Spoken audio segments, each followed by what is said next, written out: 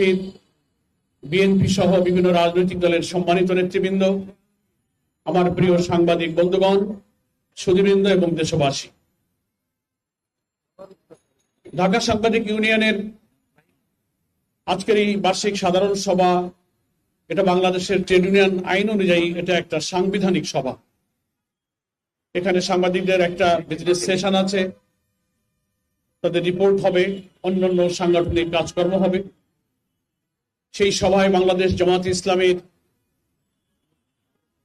পক্ষ থেকে আমি আজকে আমন্ত্রিত হয়ে উপস্থিত হতে পেরে মহান আল্লাহর শুকরিয়া আদায় করছি, ঢাকা সাংবাদিক ইউনিয়নকে কৃতজ্ঞতা প্রকাশ করছি এবং বাংলাদেশ জামায়াতে ইসলামীর সম্মানিত আমির, বাংলাদেশের রাজনৈতিক নেতৃবৃন্দের মধ্যে নন্দিত নেতা, বাংলাদেশের সংবাদপত্র আমাদের মুক্ত কণ্ঠকে রুদ্ধ করেছে। সাংবাদিকদের মধ্যে অপসংস্কৃতি, অপরাজনীতি ঢুকিয়ে, বহুধা বিভক্ত করে এই সভ্যতার ব্যারোমিটারকে ধ্বংস করে দিয়ে সভ্যতাকে তছনছ করে দিয়েছে।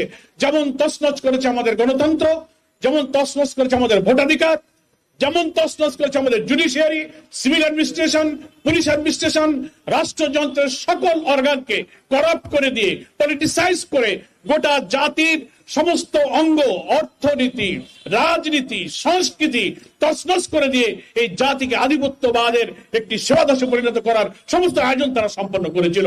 আজকে সেই আওয়ামী ফ্যাসিবাদ বিরোধী বাংলাদেশ নতুন স্বাধীনতা, নতুন রাষ্ট্র বিনির্মাণের জন্য যে ছাত্র জনতা যে বিপ্লব ঘটিয়েছে, দীর্ঘ 15 থেকে 17 বছরের রাজনৈতিক নেতৃবৃন্দের আন্দোলনের চূড়ান্ত অবস্থায় প্রায় 2000 ছাত্র জনতা রক্ত দিয়ে 18 কোটি মানুষের উত্তাল আন্দোলনকে সফলতার পর্যায়ে নিয়ে গিয়েছেন। সে বীর ছাত্র জনতার আত্মত্যাগের প্রতি আজকের এই সম্মেলনে দাঁড়িয়ে আমি গভীর শ্রদ্ধা এবং গভীর সহানুভূতি প্রকাশ করছি। যারা এখানে জীবন দিয়েছেন, প্রায় 40,000 ছাত্র জনতা আহত হয়েছে, প্রায় 2000 ছাত্র জনতা শহীদ হয়েছে। আমি যারা শহীদ হয়েছেন তাদের রুহের মাগফিরাত কামনা করছি, যারা আহত হয়েছেন তাদের সুচিকিৎসার জন্য আল্লাহ তাআলার কাছে সাহায্য কামনা করছি। কিন্তু হঠাৎ করে সার্চ কমিটি গঠন করা হলো, ইলেকশন কমিশন তৈরি করার জন্য পদক্ষেপ নেওয়া হলো। এখানে কি গণ আকাঙ্ক্ষার প্রতিফলন ঘটেছে?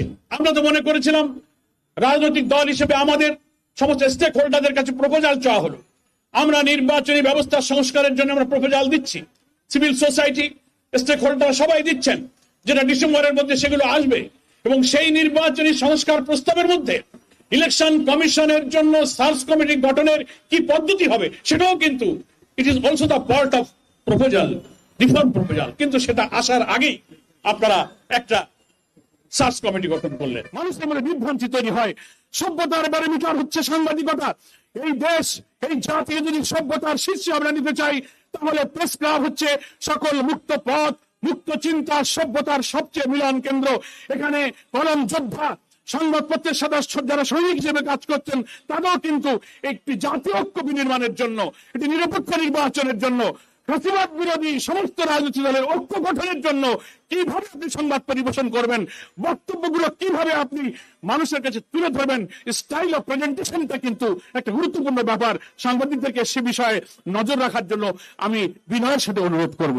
ফলে আপনি বা আপনারা গণতন্ত্রের কোন সহায়ক শক্তি নয়, বরং আপনাদের সকল আচরণ, আপনারা ভোটাধিকার নষ্ট করেছেন, আপনারা বিরোধী রাজনৈতিক দল মতকে ধ্বংস করেছেন, বিচার বিভাগকে একেবারে পলিটিসাইজ করেছেন, কোথাও বিরোধী দলের সুযোগ এবং গণতন্ত্র দেননি। বলে আজকে আপনি নিজের গণতান্ত্রিক শক্তি এবং অধিকারের চর্চা করেননি, এখন আপনি কেন সেই গণতন্ত্রের দাবি করেন? বরং ফ্যাসিবাদ বিরোধী আন্দোলনে আমরা যারা ময়দানে ছিলাম, আমাদের ভোটাধিকার, আমাদের গণতন্ত্র আপনারা হরণ করেছেন। এখানে গণতন্ত্রের চর্চা করার নৈতিক, রাজনৈতিক, সাংবিধানিক অধিকার শুধু আমাদেরই আছে। অগণতান্ত্রিক শক্তি কখনো গণতন্ত্রের কাছে স্থান পায় না। সেই জন্য আমি পরিষ্কার করে বলবো যে যাদের হাতে গণতন্ত্র নিরাপদ নয়, দেশের স্বাধীনতা, অখণ্ডতা, সার্বভৌমত্ব, মূল্যবোধ কোনো কিছু নিরাপদ নয়, তারা গণতন্ত্রের জন্য নিরাপদ নয়।